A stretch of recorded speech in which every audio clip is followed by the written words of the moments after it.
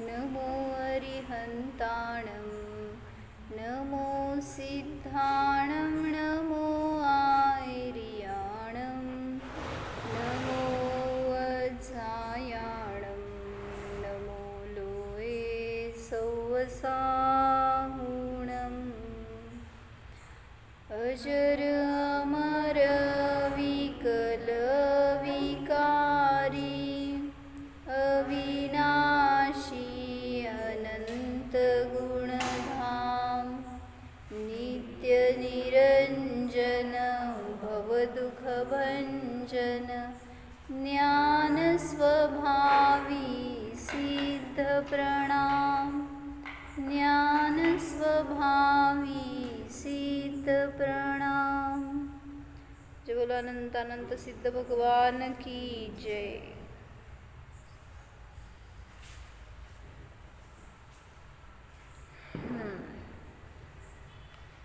सिद्धों की संस्कृत जयमाला देख रहे हैं। विराग सनातन शांत निरंश निरामय निर्भय निर्मल हंस सुधाम विबोध निधान विमोह प्रसीद विशुद्ध सुसिद्ध समूह विदुरित संस्कृति भाव निरंग समामृत पूरित देव विसंग अबंध कषाय विहीन विमोह प्रसीद विशुद्ध सुसिद्ध समूह निवारित दुष्कृत कर्म विपाश सदामल केवल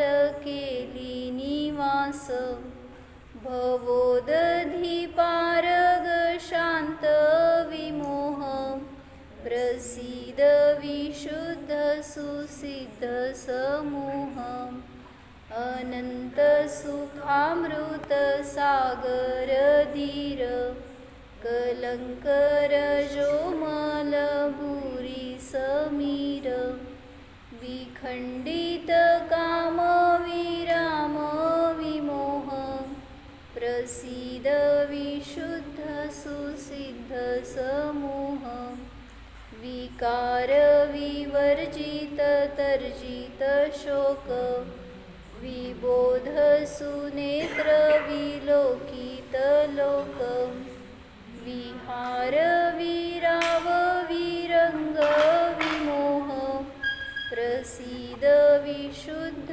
सुसिद्ध समूह रजोमल खेद विमुक्त विगात्र निरंतर नित्य सुखामृत पात्र सुदर्शन राजित नाथ विमोह प्रसीद विशुद्ध सुसिद्ध समूह नरामर वंदित निर्मल भाव अनंत मुनीश्वर पूज्य विहाव सदोदय विश्व महेश विमोह प्रसीद विशुद्ध सुसिद्ध समूह विदंभ वितृष्ण विदोष विनिद्र परात्पर शंकर सार वितंद्र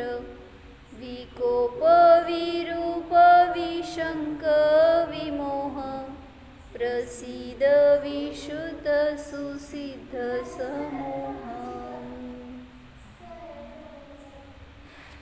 हेच चाललं होतं ना। क्या बताया था इसका अर्थ? क्या चल रहा है इसमें? सिद्ध भगवान के गुण, सिद्ध भगवान का स्वरूप बता रहे हैं, या सिद्ध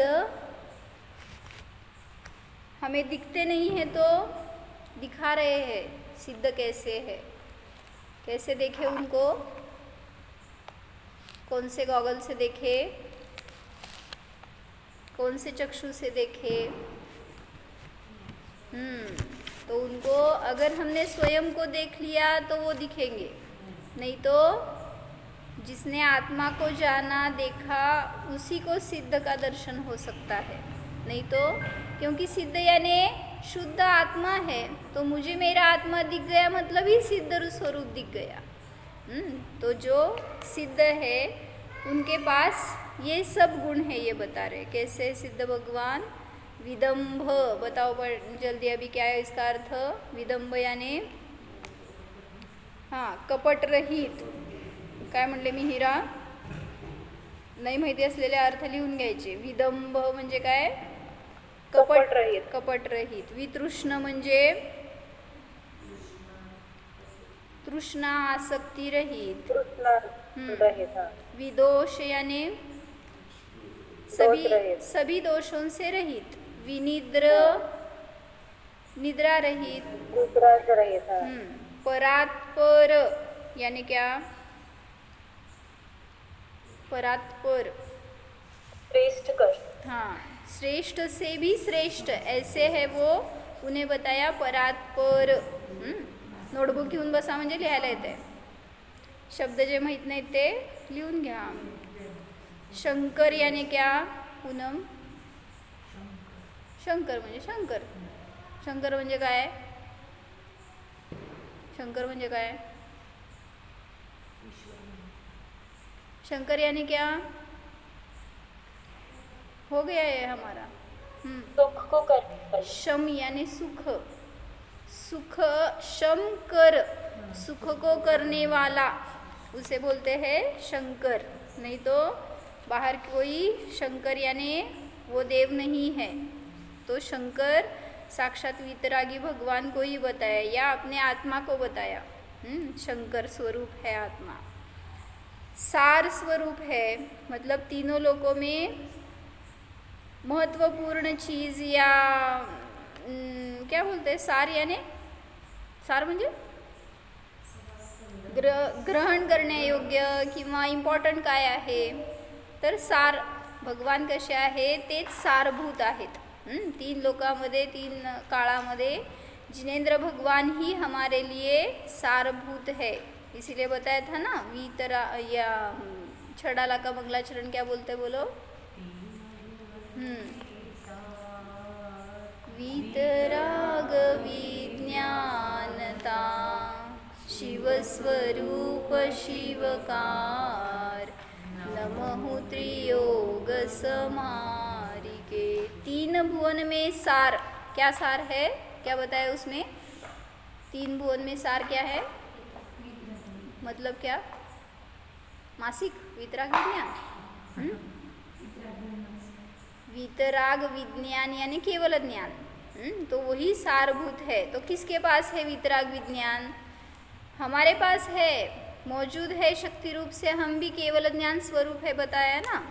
तो जिनका प्रकट हो गया है ऐसे उनको तो आदर्श बनाया है, लेकिन अभी हमारे अंदर भी वही शक्ति रूप से कारण परमात्मा विद्यमान है. तो वही हमारे लिए सार है. आगे वितंद्र मतलब क्या? वितंद्र यानी क्या? बोला मिहिरा. ते तर विदंभ झालं. वितंद्र म्हणजे बरोबर. सांगा कुठे गेली वही पेन? आज सुट्टी दिली आहे 10 दिवसांमध्ये वही पेनला पण. वितंद्र यानी तंद्रा यानी प्रमाद. तो प्रमाद रहित है. भगवान कैसे है? जो हमें निष्प्रमाद स्वरूप दिखा रहे हैं या हमारे लिए जो आदर्श बन रहे हैं, वो कैसे तंद्रालु रह सकते हैं? वो कैसे प्रमादी रह सकते हैं? तो वो तो वितंद्र स्वरूप है. आगे का विशेषण चल रहा था हमारा विकोप यानी क्या? कोप यानी क्रोध. तो भगवान कैसे है? विकोप स्वरूप मतलब निष्क्रोध है. यानी यानी यानी यानी यानी यानी क्या? म्हणजे काय? आओ तुम्ही दशलक्षण करून आला की आता. क्षमा स्वरूप है, बरोबर। क्रोध नहीं है मतलब क्या? क्षमा स्वरूप है। तो इसमें एक बात मुझे क्या बतानी थी, एक बार माता जी के पास कोई आए थे और उनसे कुछ भूल हो गई थी, गलती हो गई थी, तो उन्होंने माता जी को आके क्षमा याचना की।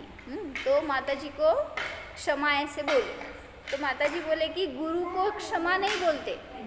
क्यों? क्यों नहीं बोलते वो बताओ। नहीं, क्यों नहीं बोलना चाहिए बताओ। उसका रीज़न है, साइंटिफिक रीज़न है, पीछे एक मॉरल है, क्या बोलते हैं, लॉजिक है उसमें। नहीं, रहने दो ना, मुझसे गलती हो गई है, मैं जाके उनको क्षमा ऐसा क्यों नहीं बोल सकती।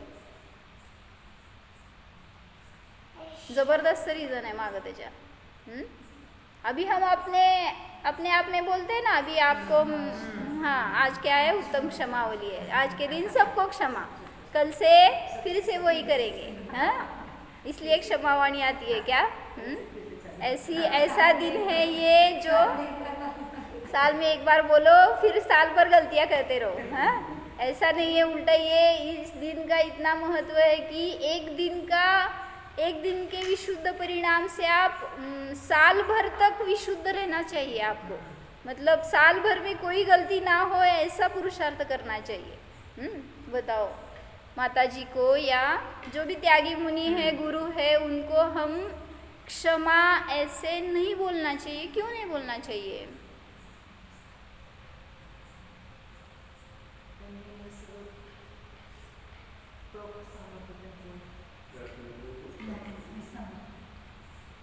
आता आपण एकमेकांना क्षमा का म्हणतो ते सांग। असू दे की, मी तुला क्षमा म्हणले का म्हणले? क्रोध सांगितलं ना, जिसमें क्रोध है तो मतलब क्रोध आ गया था, तो मेरी वजह से आपको क्रोध आया, तो मैंने आपको क्षमा याचना की। तो आपका क्रोध नष्ट हो जाए, इसलिए उसका ये रीज़न है पीछे। हम जिसे क्षमा बोलते हैं ना, आप, हाँ ये रीज़न है उसका। क्या बताया? आप जाके घर में सास ससुर क्या बोलते, देवरानी जेठानी असले सगळे जे असतात ना, तो उनको क्षमा याचना करना चाहिए। क्यों करना चाहिए? क्योंकि उनके साथ आप झगड़ते हैं, उनके साथ आपको क्रोध आदि कषाय होते हैं, तो उन कषायों को न्यूट्रल करने के लिए आप उनको क्षमा बोलते हैं, तो वो भूल जाए, या हमारे ऊपर उनका जो रोष है, क्रोध है, वो नष्ट हो जाए।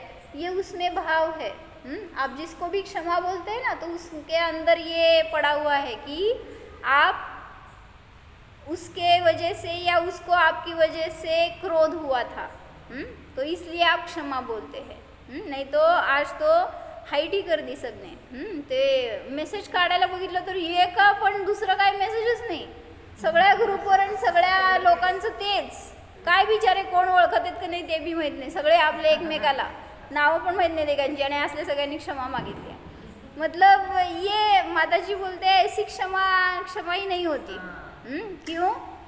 सच में जिसके प्रति क्रोधादि कषाय हुए हैं, उनको सामने जाके आप ऐसे बोलना चाहिए कि मुझसे ये गलती हुई है, क्रोध हुआ है, तो इसके लिए मुझे माफ़ कर दो। ऐसे तो एक तो गलतियाँ तो याद ही नहीं रहती, हमारे दोष हमें याद नहीं रहते, सामने वाले के सब दोष याद रहते हैं। हाँ, तो हमारे दोष निकालो, और उसको साफ करने के लिए सामने वाले को क्षमा बोलना रहता है। ठीक है, तो मुझे क्या बताना था कि माता जी को हमें क्षमा नहीं बोलना चाहिए। अगर आपसे कुछ गलती भी हो गई, दोष हो गए, तो उनके सामने जाने के बाद प्रायश्चित दो, ऐसा बोलना चाहिए। सभी को पता रहे इसलिए बता रही हूँ कि आपसे गलती भी हो जाए, उनका कुछ उसमें क्या बोलते हैं, कुछ उनको तकलीफ़ हो जाए, फिर भी आपको उनके सामने जाने के बाद मुझे प्रायश्चित दो, ऐसा बोलना होता है। क्यों? क्योंकि अगर आप उनको क्षमा बोलेंगे तो उसका अर्थ क्या हो गया, उनको क्रोध आया, उसका नाश करने के लिए मैं उनको क्षमा बोल रही हूँ, ऐसा भाव निकलता है। लेकिन गुरु तो क्रोधी नहीं होते, वो तो सबको समता सिखाते हैं, वो स्वयं कैसे क्रोधी हो सकते हैं। तो इसलिए यही भाव एक्चुअली सबके लिए होना चाहिए हमारे अंदर, कि किसी को क्रोध न आए, ऐसा आपका बिहेवियर हो, ऐसे आपके वचन हो, ऐसे विचार हो, तो कौन आपके ऊपर क्रोध करेगा? आप करते हैं क्रोध? हाँ बोलो, नहीं बोलो, कुछ तो बोलो ना। क्रोध करते हैं? किसके ऊपर करते हैं? कितने कितने अभिमान से बता रहे हैं, हाँ हम क्रोध करते हैं। ऐसे गिल्ट गिल्ट चाहिए अंदर की, करना पड़ता है, कितना गलत है ये मैं कर रही हूँ, हम तो करते हैं। तो आपके कषाय आपको कहाँ लेके जाएंगे ये देखो ना। किसके भी वजह से, किसी भी निमित्त से आप क्रोध करो, उसका फल किसको मिलेगा? सामने वाले को नहीं मिलता, उसका फल मुझे मिलता है। तो क्यों करना है क्रोध? किसके ऊपर क्रोध करना है? मतलब मैंने एक समय के लिए अगर परिणामों में तीव्रता की, कषाय की है, तो उसका फल मुझे अनंत भवों में मिलने वाला है। तो इसलिए देखते हैं हम कितने उदाहरण मिलते हैं पुराणों में कि जिसने क्रोध किया उसको, उदाहरण बताओ एक फल मिला। क्रोध का फल दुर्गति है, दुख है, भविष्य आपका पूरा नष्ट हो जाता है उसकी वजह से। ऐसा कुछ उदाहरण बताओ मुझे।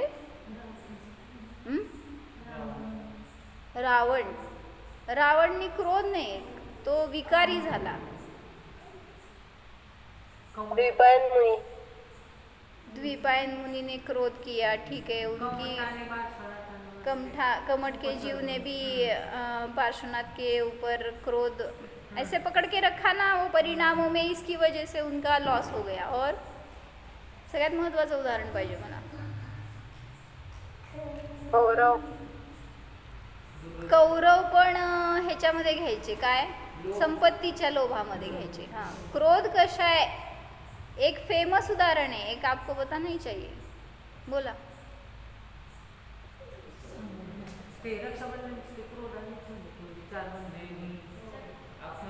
नहीं नहीं, बलि आदि 4 मंत्रियों की कथा क्रोध की वजह से नहीं, अपमान हो गया था, अहंकार को ठेस पहुंची इसलिए।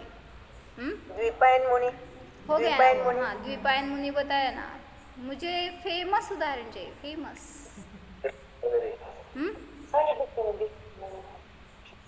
बोला रेखव काका।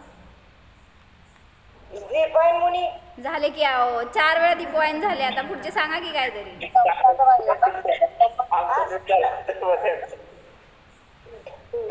तुकारी का काय ते? करेक्ट। तुकारी माहित आहे? तुकारी माहित आहे का कोणाला? माहित नाही आहे असं म्हणा एक तरी, बघू देत मला। तुकारीची कथा। तू म्हणलं की राग यायचा तिला।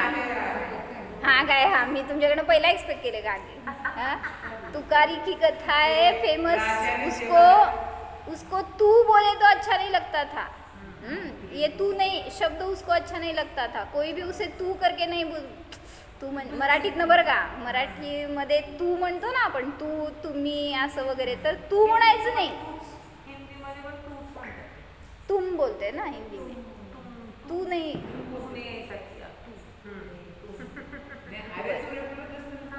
हाँ, तो हाँ, तर समजून घ्या, जाऊ दे। तू म्हटलं की तिला राग यायचा, आणि मग काय झाली तिची दुर्दशा हो? क्या हुआ उसका फल? उसकी शादी नहीं हो रही थी, इतना क्रोध था उसमें। तो पिताजी को टेंशन। फिर कोई परदेशी आया था उस गांव में, उसको पकड़ के कुछ समझ में आने से पहले उसका विवाह कर दिया। और फिर चलने लगा संसार। लेकिन पिताजी ने बताया था उसको ये वर्ड नहीं बोलना है, सिर्फ इतना, काय म्हणायचं, पथ्य पाळा। इतना ही सिर्फ ध्यान में रखो, उसको तू ऐसा मत बोलो कभी भी। तो वो बोलता है ठीक है, इसमें क्या है। तो चल रही थी लाइफ ऐसे ही। और एक दिन वो कहीं काम से गया था और आने में देर हो गई, रात में 10-12 बज गए थे। फिर दरवाज़ा नॉक किया, बेल बजाई, लेकिन उसने दरवाज़ा नहीं खोला। सो गई होगी या कुछ कर रही होगी, तो उसको थक गया था। फिर वो बार बार बुलाता है, नॉक करता है, कुछ रिस्पॉन्स नहीं, तो उसको क्रोध आ गया पति को। तो मैं इतना थका हारा आया हूँ और ये इतना देर कर रही है दरवाज़ा खोलने में। तो उसने क्या किया, तू उगड़ती का नहीं, हिंदी में तू खोलती है कि नहीं, हाँ ऐसा बोला तो उसको अंदर में उतना ही बढ़िया सुनाई दिया, बेल नहीं सुनाई दिया, तू ये सुनाई दिया। तो इतना क्रोध आ गया, इतना क्रोध आ गया, वो दरवाज़ा खोलती है और ऐसे ही भागते निकली बाहर। कहाँ गई, रात के 12 बजे तूफान वेग से भाग रही है और गई जंगल में। अभी पति क्या करे बेचारा, पीछे के पीछे कुछ गया नहीं, कुछ नहीं तो वो गई जंगल में जाके रोते बैठी। मुझे ऐसे कैसे बोला उसने, अभी ऐसा रीज़न है क्या ये कुछ झगड़े के लिए या क्रोध करने के लिए। लेकिन किसी के कषाय ऐसे हावी होते हैं उसके ऊपर कि वो स्वयं भी विवेक खोजे, उसका स्वयं का विवेक भी नष्ट हो जाता है उसमें। और वो जंगल में जाने के बाद अब सभी तरफ अंधियारा, थोड़ा विचार करके देखो ना, रात के 12 बजे अकेली और वहाँ पे जंगल में, दिखा क्या जंगल कुछ ऐसे सिर्फ सभी, और अभी सब सुनाई देने लगा, हिंस्र पशुओं की आवाज़ आने लगे। अभी घबरा रही है, क्या करे क्या करे, लेकिन घर नहीं जाना है। क्यों, उसने मुझे ऐसा बोला। इतना क्रोध हाइपर हो गया था उसका। वहीं पे वो क्या किया, उसने उस वृक्ष पर चढ़ गई जहाँ पे बैठी थी ना, कि भय लग रहा था अभी पशुओं का, तो उस पर ही ऊपर बैठ गई और राह देखती है, कुछ कोई आता है क्या, निकालता है क्या यहाँ से, लेकिन कोई मार्ग नहीं था। और फिर सुबह हो गई, घर नहीं जाना है, वहीं पे बैठी रही। फिर वहाँ से चल रहे थे कोई आदिवासी, उन्होंने देख लिया, उसको उठा लिया। अभी क्या करे, इतनी हालत हो गई उसकी, आगे उससे सब आप पढ़ सकते हैं पुराणों में। फिर उसको कैसे भी यूज़ करने लगे, क्या बेचने के लिए लिया तो वो नहीं, तैयार नहीं थी। तो वहाँ पे वो आदिवासी लोग क्या करते थे, रत्न कांबल पेंट करते थे। उनको उसके लिए लाल रंग चाहिए था और वो खून का रंग चाहिए था। तो उसकी स्किन ऐसे निकाल के उसके रक्त से वो पेंट करने लगे। अभी क्या हालत हुई होगी उसकी, वहीं पे बांध दिया उसको वृक्ष से और वो ऐसे पेंटिंग कर रहे हैं उससे। अभी सिर्फ उसको क्या बोलते, पश्चाताप हो रहा है, बस इसके आगे कुछ नहीं। क्या हुआ था, क्यों हुआ, इससे बाहर निकल सकती थी कि नहीं। वो स्वयं का घात करने के लिए कैसे उद्युक्त होते हैं जीव, और वो सभी कंडीशन की जिम्मेदार वही थी। अभी पति को पता नहीं, घर में पता नहीं, उधर मायके में कहाँ पर है कुछ नहीं, सब ढूंढ रहे लेकिन कहीं पे मिल नहीं रही वो। अभी वो बस वहीं पे उसको पता चला कि अभी इससे मैं बाहर नहीं निकल सकती, कोई मुझे तारणहार नहीं है यहाँ पे। तो बस पश्चाताप के परिणाम और क्षमा याचना स्वयं की स्वयं करने लगी। मैंने ऐसे भाव किए, ऐसा क्रोध किया, मेरी गलती हो गई। और इस परिणामों से वहाँ से उसका कोई भाई या कोई जा रहा था या मामा ऐसे कुछ, तो और उसने देख लिया और पहचान लिया, लेकिन वो ऐसी हो गई थी, उसकी तबीयत खराब हो गई थी, वो पूरे ऐसे शरीर क्या बोलते हैं, अस्त व्यस्त हो गया था ऐसे। तो वो देख के उसको बुरा लगा, तो उसने उसको छुड़ाया वहाँ से, घर लेके गया। तो ऐसी हालत थी उसकी, फिर उसकी सब मरहम पट्टी करके क्या हो गया सब उसका अच्छा। लेकिन अभी उसने नियम क्या किया, आज से मैं किसी के ऊपर क्रोध नहीं करूँगी। और फिर उसके आगे उसने वो लक्षापात तेल बनाने की प्रोसीजर, मतलब ये इसका प्रायश्चित्त करके उसमें इतनी मेहनत लगती थी, इतना कष्ट लगता था, लेकिन ऐसे वो घड़े घड़े भरकर बनाती थी और सबको ऐसे फ्री में देती थी जिसको लगेगा उसको। और वहाँ पे फिर वो महीधर राजकुमार आया था ना लेने के लिए, और उसके हाथ से वो घड़ा फूट गया। इतना इम्पोर्टेंट तेल था और वो पूरा नष्ट हो गया ना नीचे गिरने के बाद। फिर उसको लगा वो चिल्लाएगी या मुझ पे क्रोध करेगी। वो घबराते घबराते गया और बोला कि मुझसे वो तेल लुढ़क गया है, मेरे पास नहीं है अभी वो, मुझे और चाहिए। तो उसने कुछ भी नहीं बोला और एक घड़ा ला के दे दिया। ऐसे एक नहीं अनेक घट उससे फूट गए, फिर भी तुकारी कैसे है? शांत है। क्यों? फिर उसको क्वेश्चन पड़ गया ना, किसको? तुकारी को। नहीं सॉरी, उस महिदर को, कि ये क्रोधी कैसे नहीं हो रही। और फिर ये सब कथा समझ में आई। मतलब किस लिए कथा बताई मैंने? क्रोध करना है इसलिए नहीं, क्रोध का फल क्या होता है इसके लिए। एक समय का क्रोध वो भी आपको कहाँ से कहाँ ले जा सकता है? जंगल में, आदिवासी के पास, और सभी दुर्दशा उसी से होती है। इसलिए बताया क्षमा भाव धारण करो। क्षमा अपना स्वभाव है, तो हम क्या कर रहे हैं? उसको छोड़कर सब कषाई बन रहे हैं। तो इसलिए विकोप, इस शब्द का अर्थ बताया भगवान कैसे है, तो कोप यानी क्रोध से रहित है। तो आज क्या है? क्षमावाणी। मतलब आज के दिन क्रोध नहीं करना। और फिर कल से स्टार्ट करना।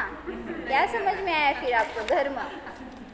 माता जी बताते हैं 10 दिन धर्म करना है, 11वें दिन मंदिर में छोड़ के आना उसको।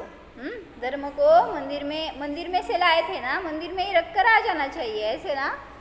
तो धर्म ऐसा नहीं होता। तो क्रोध का फल या अविवेक का फल कैसा होता है, इसके लिए बहुत अच्छा बताया है उन्होंने। मैं पढ़ती हूँ, एक उदाहरण है और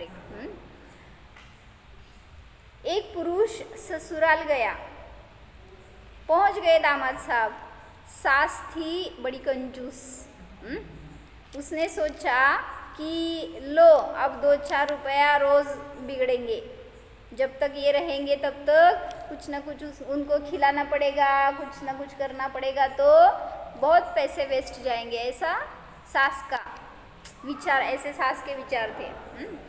तो कहा, लाला जी आपको मैं ऐसा बढ़िया खाना बनाऊंगी। दामाद को बोलती है ऐसे कि मैं आपके लिए ऐसा खाना बनाऊंगी कि जो स्वास्थ्य के लिए अच्छा हो। लेकिन उसकी बताने की स्टाइल देखो। बढ़िया खाना बनाऊंगी जिससे आपका भला होगा, शरीर स्वस्थ रहेगा। कोण आहेत बाहेर, त्यांना आत बोलो, तू बाहेर जाण्यापेक्षा। यदि बूंदी के लड्डू बना दिया या हलवा आदि बना दिया तो आपका स्वास्थ्य ठीक नहीं रहेगा। क्यों बता रही है? पैसे बचाने थे ना। तो इससे स्वास्थ्य ठीक नहीं रहेगा। मैं आपको अच्छा खाना दूंगी जिससे आपका स्वास्थ्य अच्छा रहे। काय करते सासू सासरे बघा। उनके अवगुण बता दिया, किसके? लड्डू के और हलवा आदि के। कहा तुम्हें हम बढ़िया चीज़ खिलाएंगे जिससे आपका शरीर सवाया हो जाएगा। सवाया यानी क्या नैन्सी? सवाया यानी हिंदी वर्ड है वो। हाँ, मतलब अच्छा रहेगा, स्वस्थ रहेगा, ऐसे। किधर गया? सवाया हो जाए, वही बढ़िया भोजन बनाया। क्या बनाया होगा? खिचड़ी। खिचड़ी में बहुत शक्ति होती है क्या? अब खिचड़ी जिमने, उसका कुछ ऑब्जेक्शन नहीं था दामाद का, लेकिन अभी खिचड़ी डालेंगे तो उसके ऊपर घी डालना पड़ेगा ना, तो उसको घी नहीं देना था सास को। तो उसने क्या किया देखो, ये पता नहीं है दामाद को। अब वह खिचड़ी जिमने बैठ गया, उसमें घी नहीं डाला। वह दामाद, आता दामाद आहे, मागणार थोड़ी मला तूप घाल म्हणून। तो वो देख रहा कि अभी डालेगी, लेकिन वो डाल नहीं रही है। उसने क्या किया, दामाद ने ऐसे एक एक कण लेके ऐसे उसको शोधन करने के जैसे ऐसे पढ़ती हूँ यहाँ से, चुगने लगा। हाँ, वह दामाद खिचड़ी का एक एक दाना चुगे। सास ने कहा, दामाद जी क्यों खिचड़ी का एक एक दाना चुगते हो? कहा, क्या करूँ, बिना घी के खिचड़ी पेट में नहीं जाती, और कुछ न हो तो केवल घी की हवा तो खिला दो, तो खाकर चले जाएंगे। जसं सांगितलं तसं करणार बरं का सासूबाई, एकदम भारी। तो जाड़े के दिन थे, मतलब क्या, हाँ नवंबर डिसेंबर। तो एक चौड़ी मुंह की डबुलिया में पाव भर घी रखा था. तुमचं तांबलं म्हणा, काय म्हणायचं ते, मिळी म्हणा, असं तुपाचं मिळी काय म्हणता, तुपाचं तांबलं. तो उसमें पाव भर घी था. लेकिन कैसा था, जम गया था ना वो ठंडी की वजह से. पाव भर घी रखा था. सो उसको लाकर सास ने औंधा दिया. काय केलं, शाणी आहे ना सास. थाली भर में फिरा दिया और हवा खिला दिया. हवा दे म्हटल्यावर लय शाणी आहे. आता ते दामाद त्यापेक्षा शाणा असायला पाहिजे ना. अब दामाद सोचता है कि कला तो खूब खेली पर फेल हो गया. अब क्या कला खेलना चाहिए ये सोच रहा था. सो खाते हुए में पानी के लोटे में टेहुनी लगा दी. म्हणजे काय, टेहुनी लगा दी यानी काय, नाही नाही ते बहुतेक तसलं असते ना वगरासारखं, काय म्हणायचं ते, मोठ्याच्या मोठं असते ते घातलं त्यांनी पाण्यात. त्या पाणी ढरक गया म्हणजे काय म्हणायचं, लुढक गया असं असेल बहुतेक अर्थ. ते फार हिंदी जबरदस्त आहे. कोणाला माहिती आहे मला अर्थ सांगा. पानी जरा दूर से लाना था. अभी पानी नष्ट हो गया ना वो उसके सामने का. तो दामाद ने क्या किया, सासू माँ पानी तो ला दो. दूर से लाना था. सो सास पानी लेने चली गई. पानी दूर से लाने में लगभग 10-12 मिनट लग ही जाएंगे. सो उतने में क्या किया होगा बताओ दामाद ने. घी कैसे लेगा, वो जम गया था ना. तुमच्यापेक्षा हुशार आहे दामाद.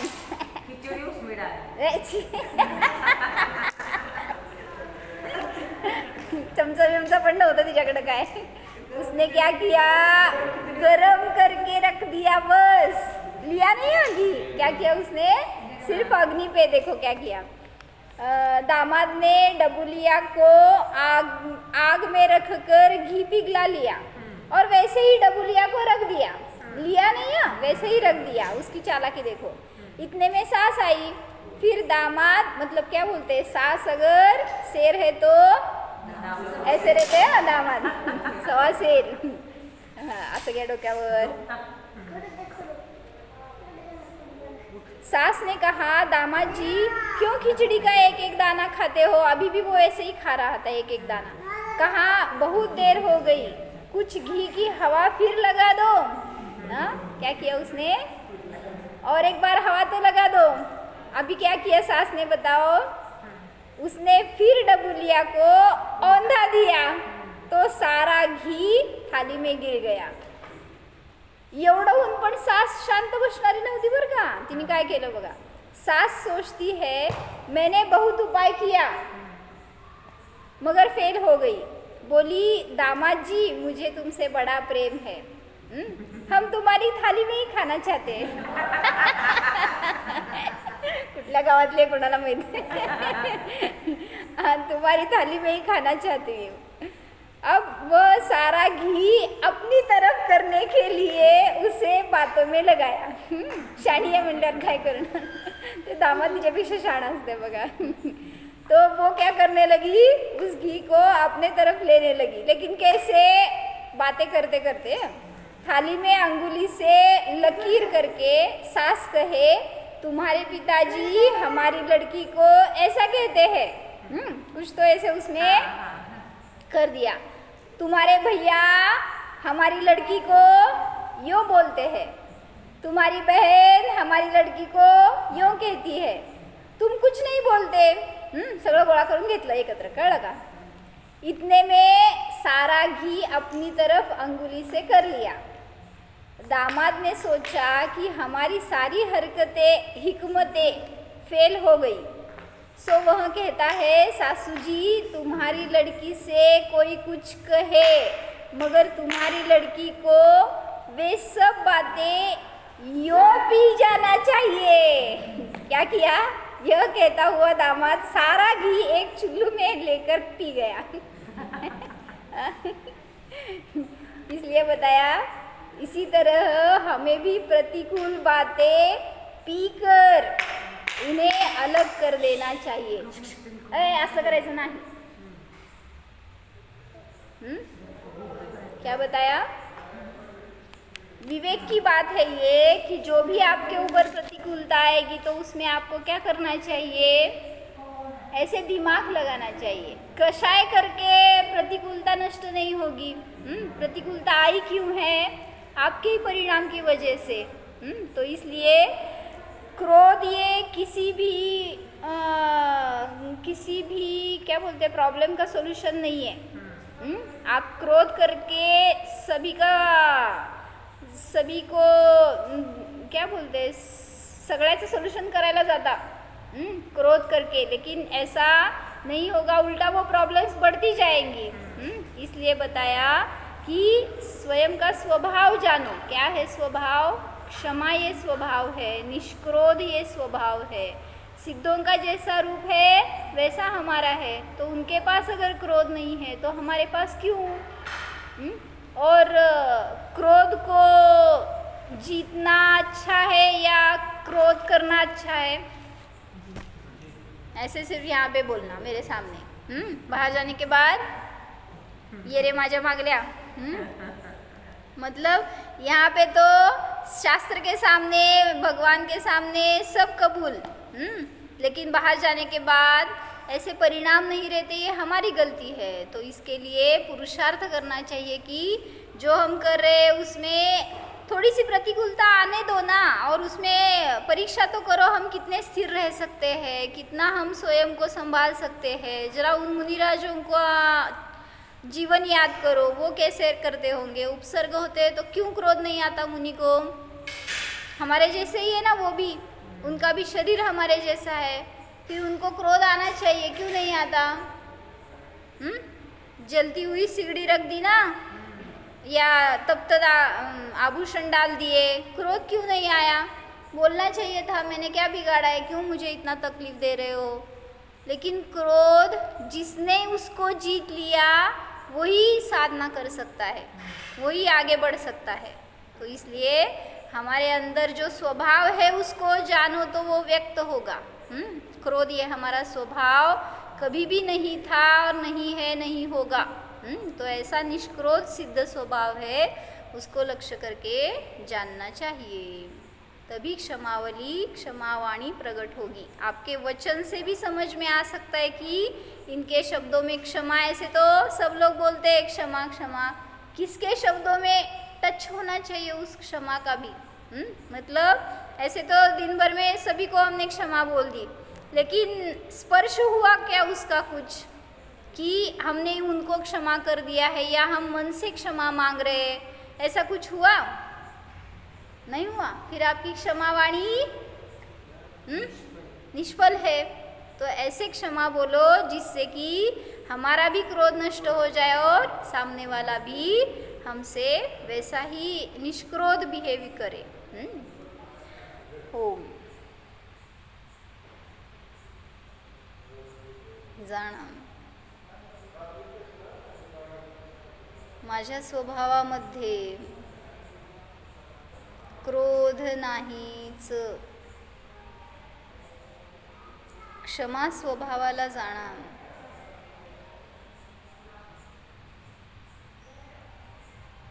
निष्कर्षाय स्वरूपोऽहम्, निर्विकार स्वरूपोऽहम्, स्वयं सिद्ध स्वरूपोऽहम्, जीवोऽहम्।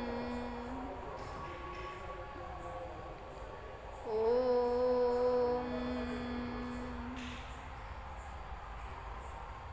विसर्जन।